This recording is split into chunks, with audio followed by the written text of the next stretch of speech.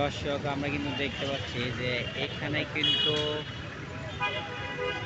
যে সেনাবাহিনী রয়েছে ওনারা কিন্তু দায়িত্বরত আছে এবং ওনারা কিন্তু এখন এই বিষয়গুলো মেনটেন করতেছে।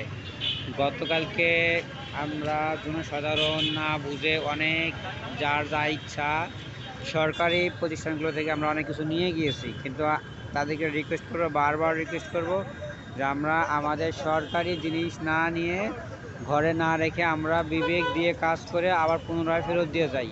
আমরা যা ভুল করেছি, কিন্তু আমরা সেই ভুলগুলো সংশোধন করতে চাই। সো আমরা নিজেদের বিবেক দিয়ে এগুলো আমরা আবার রিটার্ন দিয়ে যাই, এটাই সবার কাছে মেসেজ। ভাই ডিউটি চেঞ্জ হলো।